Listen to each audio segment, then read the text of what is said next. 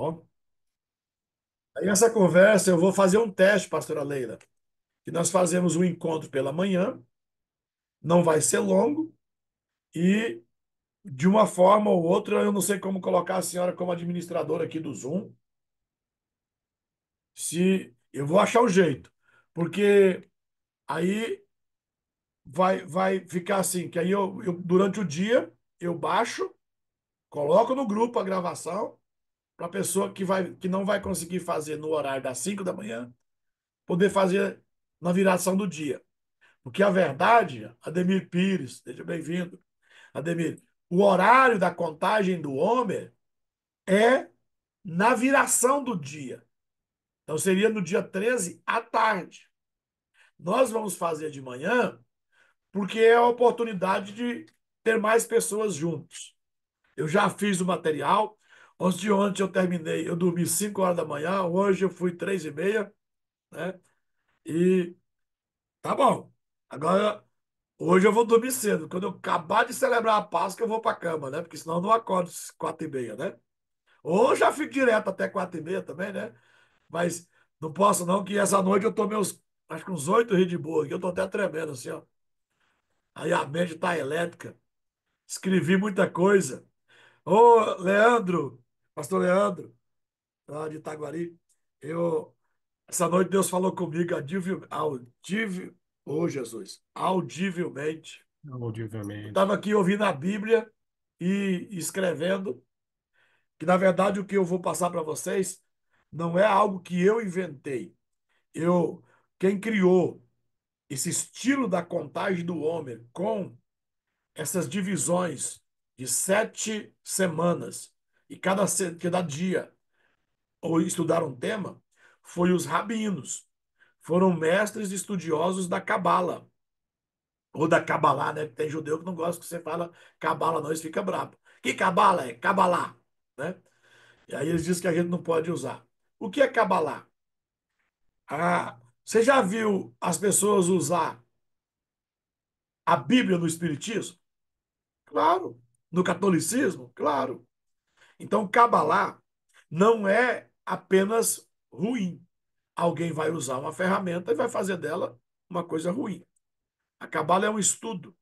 Só que Israel tem tanta feitiçaria, tem tanta. Você sabia que Tel Aviv foi uma das primeiras capitais do mundo a ter passeata gay? Olha que desgraça. Eu imaginava que lá não tinha. Pois em Israel, os judeus praticam o homossexualismo e não matam homossexual. Os islâmicos praticam o homossexualismo e mata os homossexuais. São mais radicais nesse ponto. Então, nunca imaginei, Cleide Regina, que em Israel tivesse. Pensava, primeira vez que eu fui em Israel, aí eu assustei, falei, meu Deus, tudo que tem de ruim no mundo aqui também tem. Aqui, às vezes você cria uma criança, um adolescente, Luciane, no âmbito familiar, ele tem uma vontade terrível de ir numa boate, beber uma cerveja, né? Beijar na boca. Os hormônios não convertem nunca, né? Lá em Portugal, o menino criado dentro da sinagoga, vestido de preto, assim, aquele é ortodoxo mesmo. Sabe qual é? Uma das coisas que eles me disseram lá que tinha vontade? Comer carne de porco. Eu queria saber porque diz que é muito gostoso, diz que é a melhor carne que existe. Fez seu infeliz. Eu lutei, eu gastei quase 20 anos para me livrar de deixar de comer e você quer experimentar? Então, pecado é pecado em qualquer lugar. Então, a cabala é uma ferramenta que, através da cabala, se estuda a numerologia ou a encontrar a mensagem escrita através dos números, através das cores. Não sei se você está percebendo que nas últimas décadas o quanto que o estudo de pedras, cores, números está se tornando mais familiar dentro do meio cristão. Já percebeu isso, Luciano? Por quê? Porque por 2000 anos se deu tudo isso ao diabo. Agora não sei por que que Deus ia criar pedras coloridas e pedras preciosas simplesmente para o diabo usar em adivinhação. Errado é você pegar a criatura ou a criação de Deus e servir a criação, servir a criatura, que está lá em Romanos 1:8, 1:8, 1 a partir do 19. Eles esqueceram do Criador e passaram a servir a criatura, ao invés do Criador, que é bendito eternamente. Então, quem organizou esses 49 dias com 49 temas ligados à alma, porque se você perguntar para um brasileiro, para um ocidental aqui, quais são as divisões da alma, por exemplo, me emocionei, pastora Leila, essa madrugada, quando eu estava falando sobre a justiça da bondade. Falei, meu Deus, eu vou ter que ficar 49 dias só aqui. Olha a injustiça na bondade. Lembrei de um fato que algum aqui já até já escutou eu contar. O Adriano, com certeza, nas nossas aulas de finanças, já escutou eu contar. Que um camarada, um pastor, ao invés de servir o outro, pegou uma pessoa e disse: não, vou levar você lá na casa do bispo. Aí trouxe aqui para me ajudar ele financeiramente. A conversa do camarada, Leandro, era me arrancar 15 mil reais.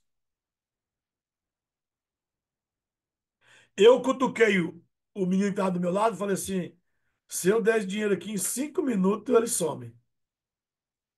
Mas se eu não der o dinheiro, irmão, ele tava tão mal que se eu oferecesse casa para ele morar, ele ia morar aqui em casa. Tão ruim que ele estava. Mas eu disse: se eu der o dinheiro para ele, em 5 minutos ele desaparece. E aí eu fiz o teste, fiz a mão no bolso, peguei o que eu tinha e falei: o que eu tenho eu te dou. Levanta e anda, né? Era R$ 300, Ademir. E ele queria 15 mil. Mas aquela certeza assim que, ó, pastor, você pode ter certeza, semana que vem tá na sua mão de novo. Eu peguei e dei os trezentão para ele. Nós não deu 15 minutos. Eu errei no tempo. Eu falei que com 5 ele ia embora. Mas não gastou 15. Ele achou, ele lembrou de algo que ele necessitava, que ele tinha esquecido. Eu vou ali e já volto, irmão. Isso foi antes da pandemia, viu? Esse ali dele era um palmo, mas era no mapa mundi, assim, ó. O mapa assim, você põe um palmo, aí você vai ficar um palmo. Eu só vou ali e volto, né? Do outro lado do planeta. Até ontem ele não voltou com os meus R$ 300. Eu, por ser generoso, por ser um cara bom, né? Nunca eu fico imaginando que para fazer bondade tem que ter justiça. Mas eu sou um homem de oração, irmão. Eu tenho meus tempos de oração com Deus.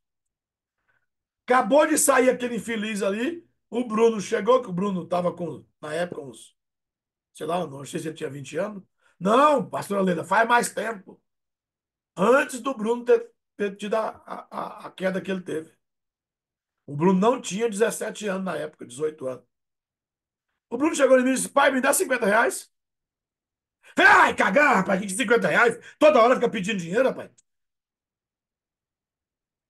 E o Bruno já abaixa a cabeça, ele não responde, ele não questiona.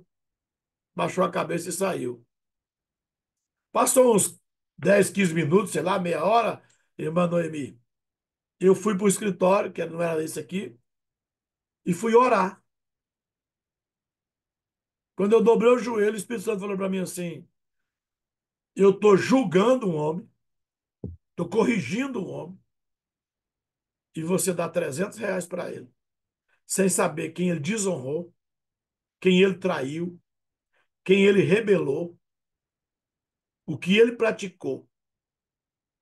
E o seu filho, que você sabe quem é, o nível que ele vive, a obediência que ele tem, você negou R$ 50. Falei: Jesus, me dá só um minutinho aqui. Levantei, fui lá no cofre, abri o cofre, peguei R$ 300. Falei: Bruno, vem cá. O Bruno veio e falei: tá aqui, ó. Não, pai, eu só quero 50. Pega esse dinheiro e some da minha frente, antes que eu te quebro no pau.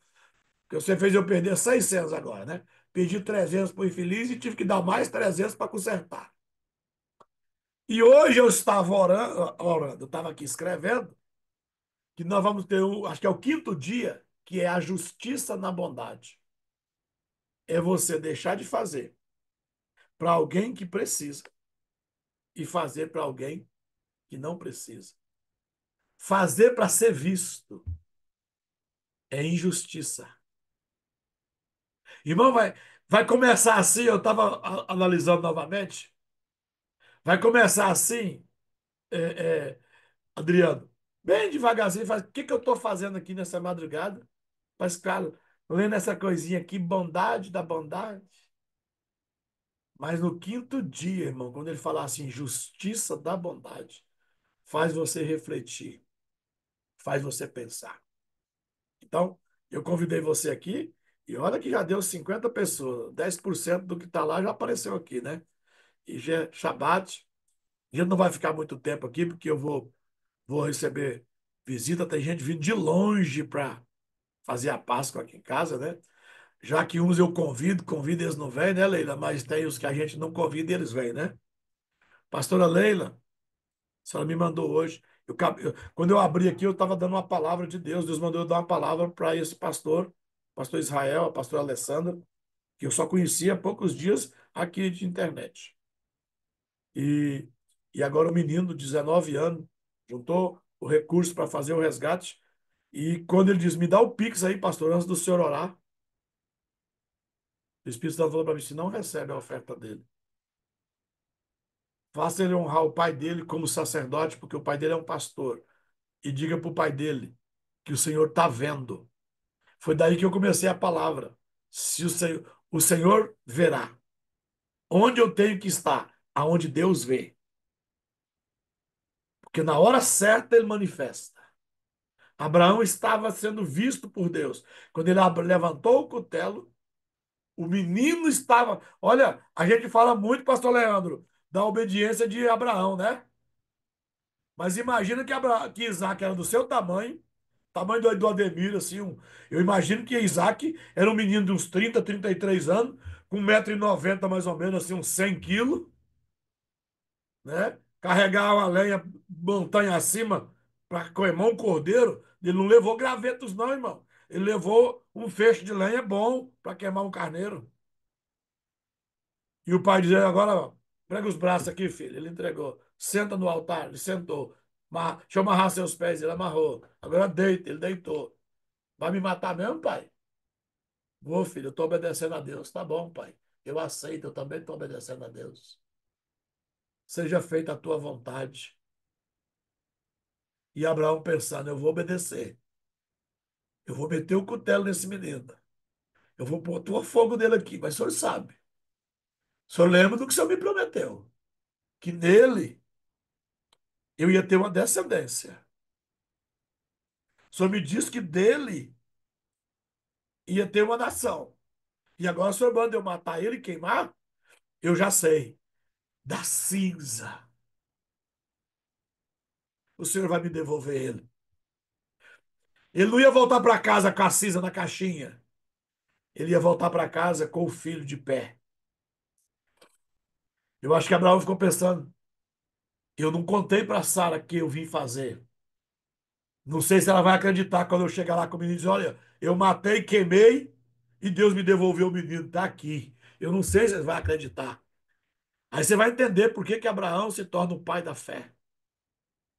Porque Abraão foi testado, presta atenção, 10 vezes. Vamos fazer essa aula, pastora Leila, nas finanças. Deixa eu esquecer, não. As 10 provas que Abraão passou. Isaac é a última. Abraão foi testado 10 vezes. Quantas provas você fez nesse ano, na faculdade, para você passar de nível? São mais de 10 provas durante o ano, né? Nós temos prova bimestral, trimestral, semestral, nós temos trabalho semanal, nós temos prova oral, nós temos prova escrita, nós temos dissertativa, nós temos provas com exatas. Você sabe por que a maioria das pessoas vai mal? Porque eles estudam para provas exatas. Aí eles estudam as perguntas e as respostas. Você tem que se preparar para a dissertativa e para a prova oral. Você tem que saber. Você pode até não responder exatamente, mas o professor sabe que você estudou a matéria. Eu não sei responder como eu faço a pergunta e tem gente que fica na dúvida, né? Qual é a certeza da sua salvação? Aí a pessoa, porque eu creio em Deus, sabe? Porque ele não sabe exato. mas ele disserta, que termina convencendo. E Deus sabe que ele sabe. Ele só não sabe expressar, né? Aí, para a pessoa melhorar, eu digo, não, tem que responder assim, ó, para ver se a pessoa melhora. Por quê? Porque quem estuda vira decoreba. E decoreba não é profissional, bom profissional. Então, eu sempre gostei de dissertação. Você já viu que para dissertar eu não tenho problema, né? Eu nasci, eu passei advogado ou pastor, né? Por quê, mano? Eu nasci com o dom da fala.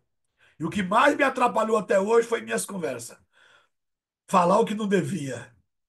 Ei, Jesus. E é o dom que Deus me deu, né? Falar, falar. Ou eu podia ser político também, né? Porque era o dom que eu tenho. Eu sei falar. E aí o professor terminava, eu acho que que não era uma prova dissertativa, pastora Leila, o professor já me dava logo certo, porque ele não tinha paciência de ler o tamanho da minha resposta.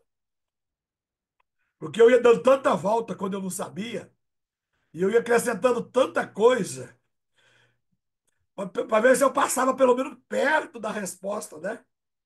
Aí o professor já dava, não, ó, ele não sabe dessa vez não, mas vai passar, entendeu? Então, Isaac olhou para o pai e disse, pai, ai, mãe, eu viajo lendo a Bíblia. Pai, aqui está a lenha, o cutelo e o fogo, e o cordeiro.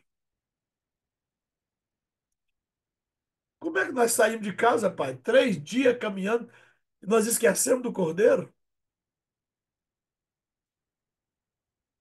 Vou dizer algo agora que é só para a gente fechar. Lá no Éden, todo o intento de Satanás, Juliane Santos. Deve ser pastora, né? Tem cara de pastora. Todo o intento de Satanás era tomar de Eva o animalzinho de estimação que ela tinha. Pastor, isso não está escrito. Então escreve, que o que eu vou te falar é bom. Escreve em algum lugar. Ademir, para onde aquela mulher Eva ia, aquele animalzinho ia com ela. Uma hora ele estava atrás, uma hora ele pulava nela, uma hora ele ia na frente. Cleide, que animalzinho era que Eva tinha de estimação?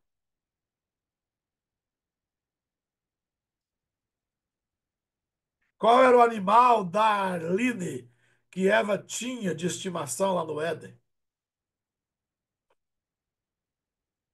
Que pula na gente, que, Cordeiro, cordeiro. que corre na frente da gente, corre atrás, salta. Ele é acirrado, ele é limpo, ele é cheiroso. Em qualquer tempo, Luciano, você pode tocar nele, passar a mão nele, não fica mau cheiro.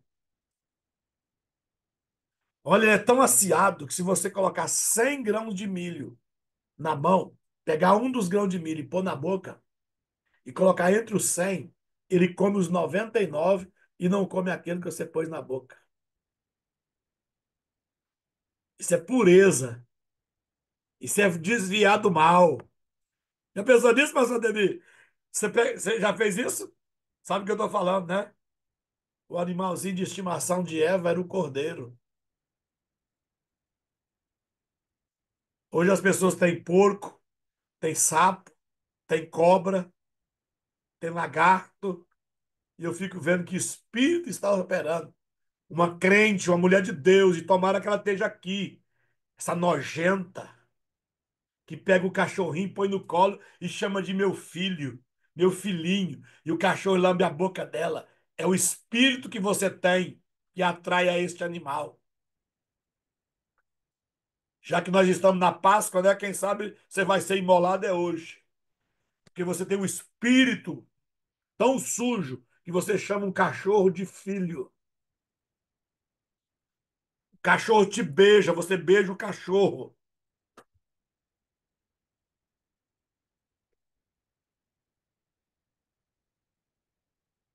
Olha, talvez foi uma desgraça você cruzar meu caminho, viu? Tem muitas mulheres com o ventre fechado, da forma que cria os cães em casa. Isso é sério. Tem mulheres aí que têm mais amor a um cachorro e gasta mais com um cachorro do que com uma criança. Ela não tem coragem de adotar um filho, mas ela adotou um cachorro, ela dá muito mais tempo, muito mais dedicação e muito mais recurso em um cachorro. Eu não estou dizendo para você não ter cachorro. Eu tenho quatro, mas já tive foi 20. E meus cachorros aqui, quem chega aqui em casa é testemunha. A vasilha de ração é cheia. E os cachorros o tempo inteiro debaixo da mesa. E aí as visitas vêm aqui em casa, quem não gosta, mas cachorro não lambe minha mão e não pula no meu colo. Eu não passo a mão no cachorro, porque o cachorro passa a língua do cu, e passa a língua da vagina, e passa a língua do pinto. Então ele não passa a língua em mim. E doenças venéreas vêm de cachorro. É natural a gonorreia. Em qualquer cachorro saudável tem que ter gonorreia. Se o cachorro não tem gonorreia, ele está doente. E se o homem tem gonorreia, aí é o homem que está doente. Como é que alguém que lambe a bunda lambe sua mão? Como é que alguém que lambe o cu lambe sua boca? Beija você.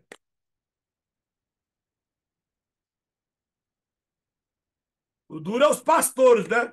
Que no púlpito, aqueles machão de paletó e gravata, e quando tá andando de carro, tá com um puldo na janela do carro, né? O cachorro lambendo a cara dele, ele passeando na cidade.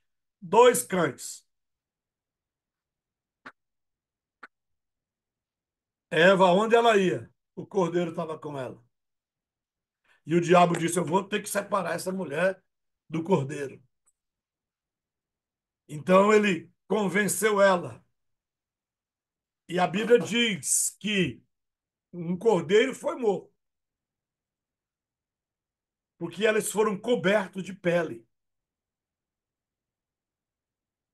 Não está escrito que foi aquele cordeirinho, não está escrito que Eva tinha um cordeirinho de estimação. Eu estou tentando te mostrar algo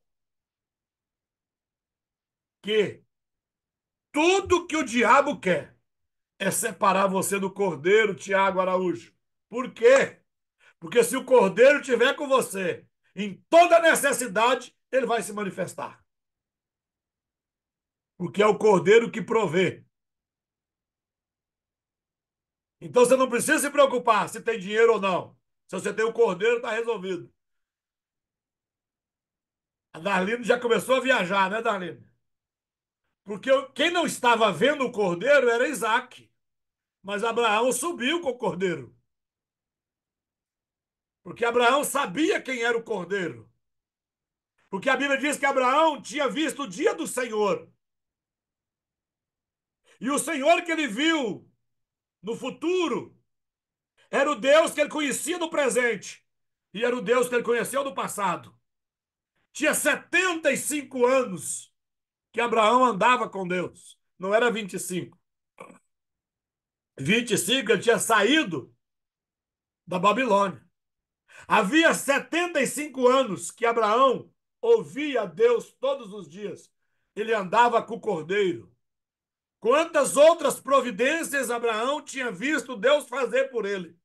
Uma delas, Darline, foi ele vencer um exército com, com quatro nações babilônicas, os maiores exércitos do mundo.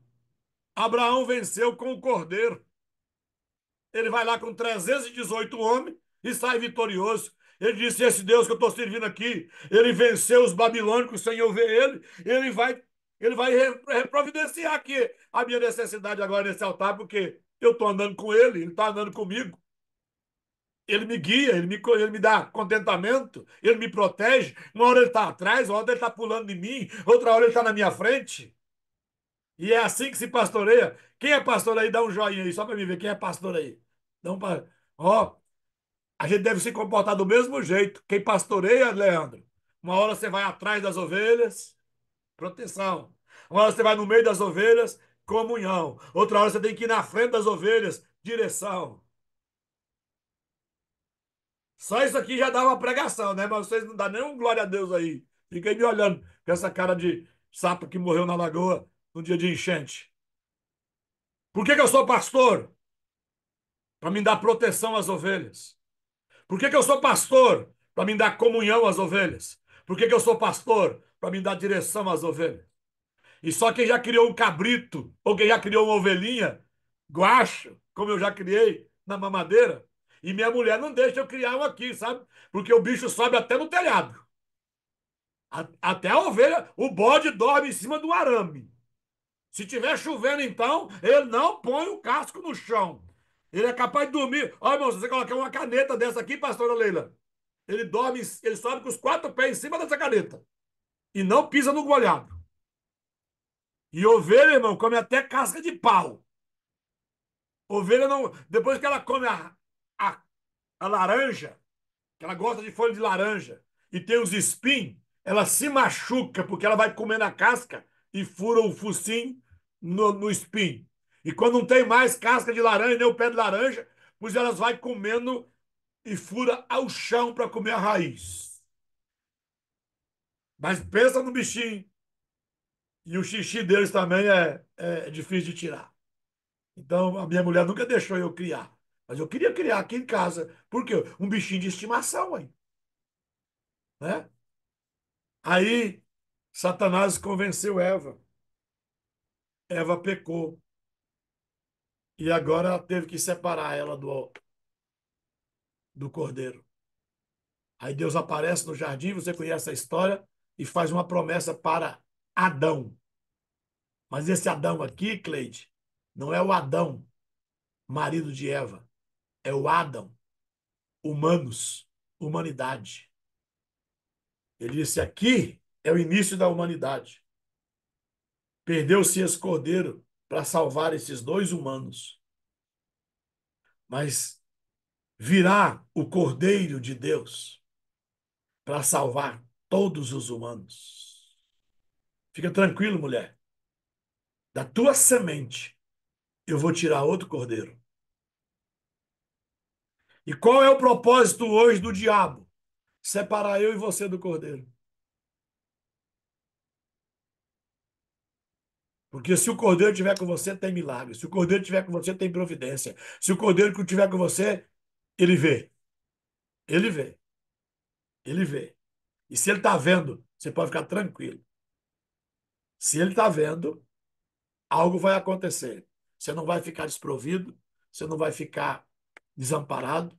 Pastor, mas eu não sabe a prova que eu estou passando. Ei, você não está passando, não. Você tem que dizer assim, ó, a prova que nós estamos passando. Porque se alguém aqui está falando para mim que não está em prova, você não é crente. Porque só não faz prova quem não estuda. Só não faz prova quem não está na escola. E eu estou na escola num caminho de volta. Nós estamos em Techuvá. Eu estou seguindo o cordeiro, não estou vendo, mas estou ouvindo. Tem hora que eu fico meio perdido porque ele está me dando proteção e eu estou precisando de direção. Então ele está atrás e eu não vejo. Tem hora que ele não fala comigo, ele não toca em mim, ele não brinca comigo. Aí você pensa, não, acho que Deus não está comigo não, porque eu não estou sentindo nada. Não precisa sentir. Você tem que ter certeza, porque fé não é sentimento, é certeza. Se ele diz que estaria comigo todos os dias, eu não preciso nem de ver, eu tenho certeza. Então, eu vou terminar, porque eu queria gravar o tempo da nossa. E no máximo, eu queria que fosse 30 minutos aqui, já tem quase 40, né? Então, vou contar só uma historinha só para você. João, você chegou aí agora, João. Chegou 40 minutos atrasado. Ei, João, tem como outra pessoa abrir o meu Zoom e administrar ele? Pastor, se o senhor passar o login e usuário, é possível sim. Ok, então vamos fazer isso, porque eu já contratei uma secretária aqui, depois eu pago o salário dela, né? Mas por enquanto ela é secretária voluntária, né? Ela que paga para poder trabalhar, né? E aí a gente vai conseguir fazer isso, pastor Aleiro, porque eu não tenho. Aí eu posso passar aí para poder baixar e enviar no grupo, né? Tanta palavra. O escrito eu quero mandar por semana. Então, hoje, à tarde, eu já vou mandar os 7 dias escrito. A primeira semana. A bondade da bondade, né? Vai nessa primeira semana. Aí você quiser imprimir, se quiser fazer. Para o ano que vem, aquela pastora que eu estava conversando aqui ela, antes, ela é expert para fazer e-book. Eu vou deixar o material prontinho. Vai ser um e-book para o ano que vem. Quem participar esse ano, o ano que vem vai ganhar o e-book pronto. De graça. E os outros? Ah, já estou pensando até que eu vou vender e-book. Já pensou em eu vender 500 e-book? Nossa, eu já ia ter um cordeiro. Eu não ia nem assar um cordeiro na Páscoa, eu ia assar um elefante, né? De tanto que ia ser grande o cordeiro, né? Aí, mas não é, o objetivo não é esse, não, irmão. O objetivo é gerar um legado. Eu queria tanto que você entendesse isso. Que você fala assim, mas qual é a invocação do bispo fazer essas coisas? Ei, eu tenho um legado. Nós vamos levantar uma geração. Já imaginou, Leandro? Para o ano que vem, você ter o material prontinho, você participou esse ano, e você fala assim: agora você vai fazer com a sua comunidade, você vai fazer com o seu povo, você vai trabalhar. Leandro, foca nas crianças, Leandro. Foca na geração que você está gerando. Essa é a geração do avivamento. Eu faço as paraxás para as pessoas e eu fico prestando atenção. As mensagens que vêm para as crianças não vêm para os adultos. Tem hora que eu fico pensando, Deus, será que eu não estou fazendo alguma loucura? Não, Deus. Porque não sou eu que manipulo a mensagem, irmão. O texto traz a mensagem. E Deus está falando com os jovens pastoraleiros mais novos. É que eu leio, eu que faço, né? Eu leio a palavra de todo mundo. A promessa para esse tempo de avivamento, de crescimento, de realização, de sonho. Eu li um essa semana que eu chorei. Eu te guardei como guardei Moisés. Falei, não. Pastor, eu quero fazer um comentário. Como eu estou te auxiliando nisso, eu reparei exatamente a mesma coisa. Teve uma de um adulto que deu 7 páginas, e a da, pelo sobrenome, eu sei que é mãe, pai e filho. E a da criança deu 14. Eu marco e mostro para o senhor aqui. Qualquer. Eu falei, uai, tá errado.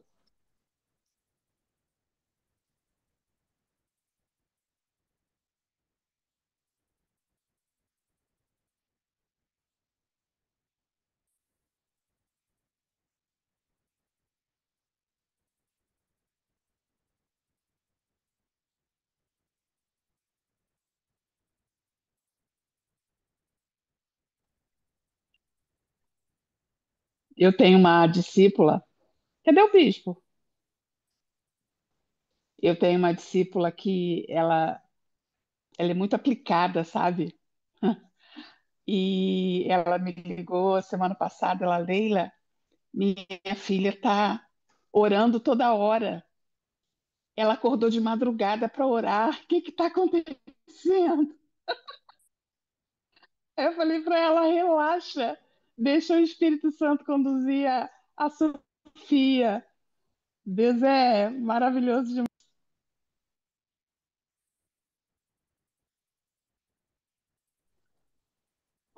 Homem de Deus, você está sem som.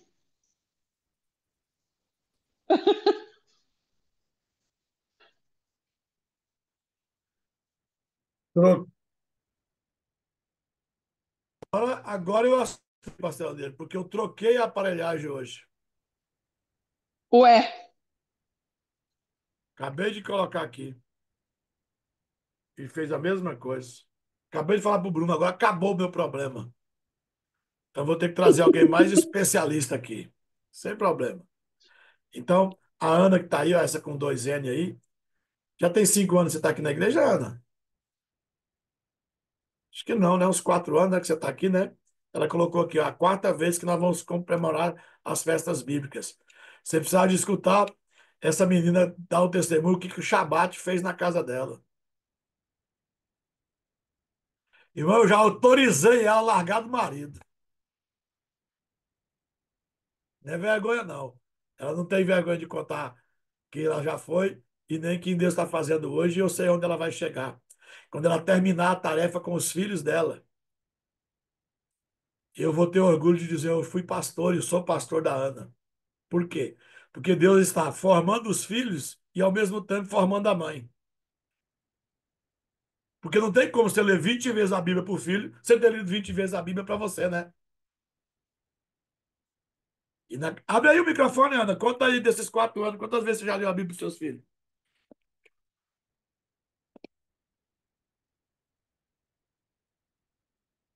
A menina começou a chorar, não vai dar conta de falar, tadinha. Ai, shalom, shalom Alô? todo mundo.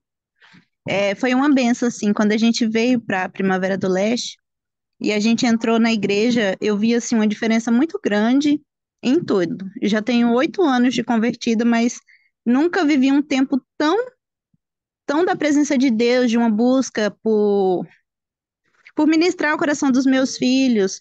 Nunca tinha entendido que eu tinha esse compromisso, né, diante de Deus, que Deus ia me cobrar isso e requerer isso, né? E tem sido uma coisa assim maravilhosa na minha casa. Eu vejo no Shabat como que as crianças se alegram já assim, o dia de preparar o Shabat, já fica, mãe, o que que nós vamos fazer hoje? Aí eu falo, não pelo O João alimento, disse que na casa mas dele. Sim, só um pouquinho, Ana. O João sim, disse que na casa dele, quando faz uma comida que é diferente, os meninos pegam meio de semana, os meninos perguntam: é Shabat hoje, pai? é. E aqui é a mesma coisa. Aí eu tava assistindo, esses dias eu tava assistindo com a Esther, aí ela falou assim, mãe, qual que é essa festa que a gente fez a mala? Nós vai fazer. Eu falei assim, Esther, tá faltando 2 semanas já, nós já vai fazer a peça de novo, nós vai fazer a mala. E veio um ato profético. Quando a gente veio, o bispo colocou, a dona Ana ainda era viva ainda na igreja, né? Aí ele colocou assim, ó, gente, esse ano vamos fazer um ato profético. Cada um faz sua mala, né? No lugar que for celebrar. E desde lá, toda peça, eu faço a mala com as crianças. Aí eu coloco aquela música, né? Caminhando eu vou para Canaã. E eles ficam assim, tão empolgados naquilo ali. E eu sei que é uma ministração profética dentro da minha casa, dentro do meu lar, né? Estão sendo os melhores tempos que eu vivi, em tudo. Mesmo que eu passei um tempo com meu esposo de dificuldade, né? Eu vi, assim, a bênção financeira chegando na nossa vida. Eu creio muito na autoridade que o bispo tem, em tudo que ele fala, e que ele ministra e que ele vive. Tem nos abençoado, assim, ricamente. Hoje eu não estou trabalhando fora da minha casa, estou no meu lar, nunca vivi isso na minha vida. E assim, tem sido Quarto o ano, melhor hein? tempo pra mim.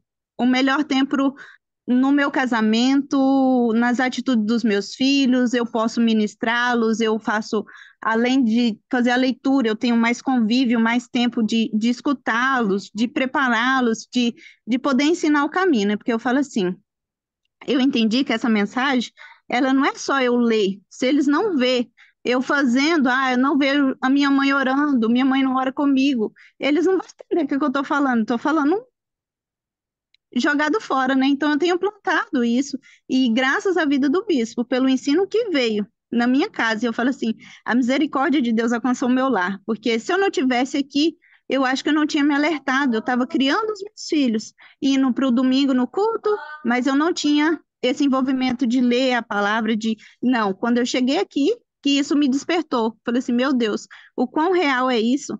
E eu tenho aprendido, ontem eu mesmo falava com o meu esposo, né? Eu falei assim, Jesus, ele ministrava e ele falava por parábolas, né?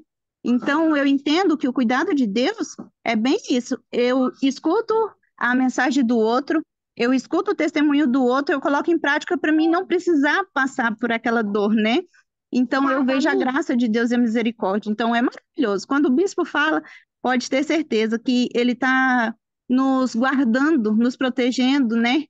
Para a gente lá no futuro eu olhar e falar assim: glória a Deus, os meus filhos pela graça e a misericórdia de Deus, colocou a vida do bispo para nos ensinar realmente que é necessário ser assim, né?